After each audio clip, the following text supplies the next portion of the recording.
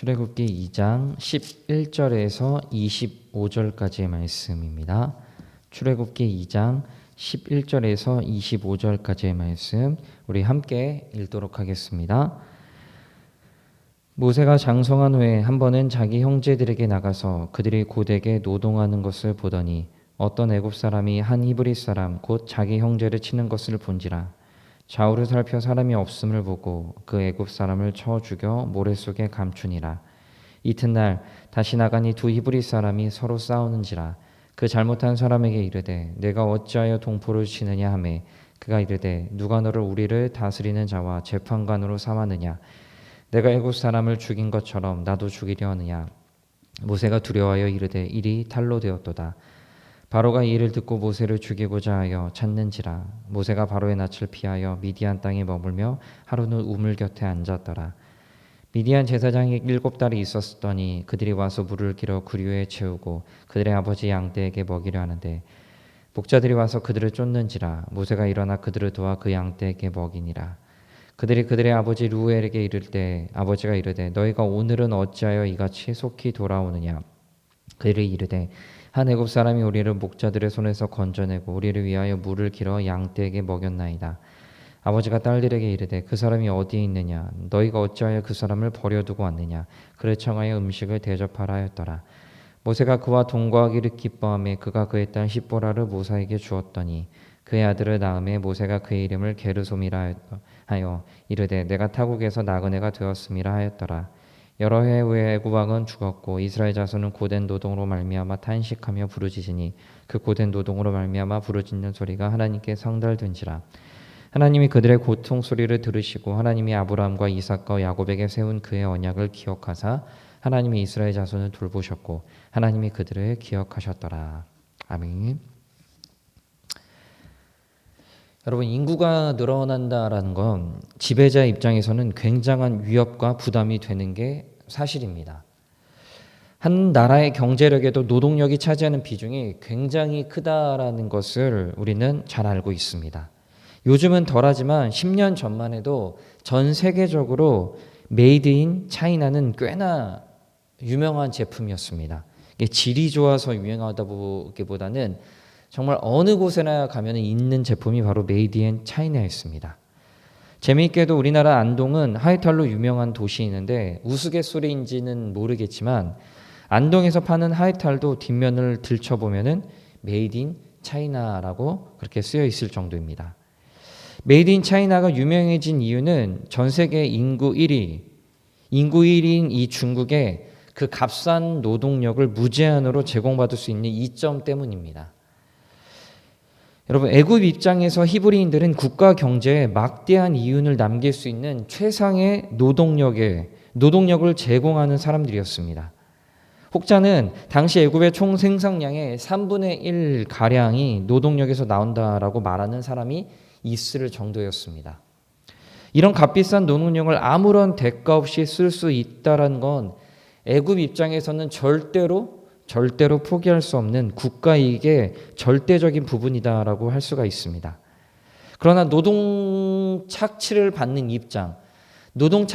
이스라엘 입장에서는 애굽을 여러분 어떤 나라로 받아들이게 될까요?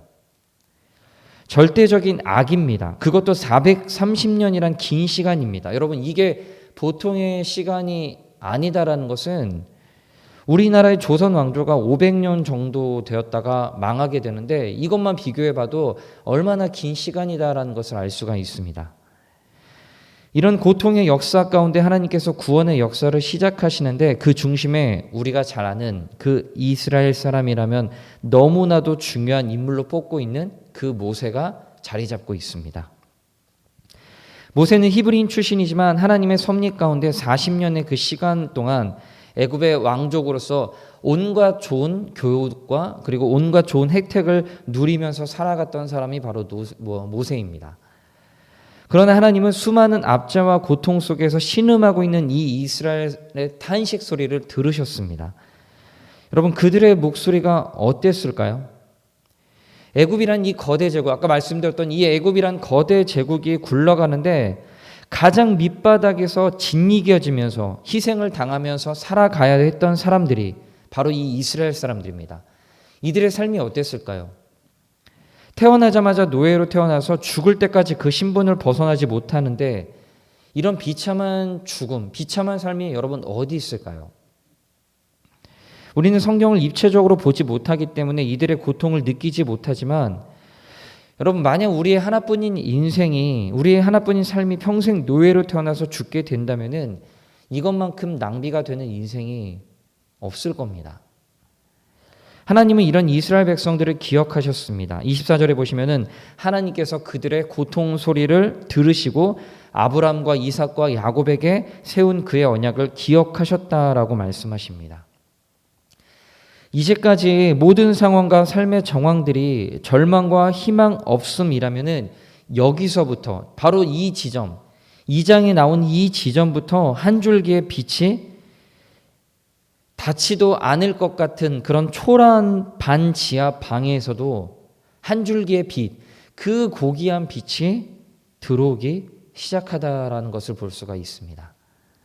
그 한 줄기 빛을 시작하는 분이 바로 하나님이십니다. 그리고 그 하나님은 그 구원의 역사에 그 한 줄기 빛에 누구를 사용하시냐면 바로 모세라는 인물을 들어서 사용하시는 것을 볼 수가 있습니다. 하나님이 기억하신다라는 것이 우리 인간들의 측면에서는 우리 인간들이 보기에는 얼마나 큰 은혜인지 우리는 잊어버릴 때가 참 많습니다. 하나님의 백성은 하나님의 돌보심이 있어야지만 살 수 있는 존재들입니다. 우리가 오늘 이 자리에 나와서 기도하는 이유도 바로 하나님께서 우리의 삶을 기억해 주시고 그리고 우리의 삶이 하나님의 도우심 없이는 살 수 없다라는 것이 우리들의 고백이고 그 고백을 드리기 위해서 이 자리, 이 새벽의 시간을 지키는 것입니다. 여러분 우리가 이렇게 기도하기를 원합니다. 하나님, 우리는 주님 없이는 단 하루도 살아갈 수 없는 삶입니다. 그런 존재가 바로 우리들입니다. 오늘 하루 우리 삶 가운데 하나님의 돌보심이 내 삶 곳곳 가운데 가득 넘치기 원합니다. 여러분 이 기도가 저와 여러분의 기도가 되기를 원합니다. 오늘 하루도 하나님의 은혜로서 살아갈 수 있는 하나님의 도우심으로 살아갈 수 있는 소망 없는 우리의 삶 가운데서 하나님의 온전한 은혜가 임하는 하루의 삶이 되기를 부탁드립니다. 기도하겠습니다.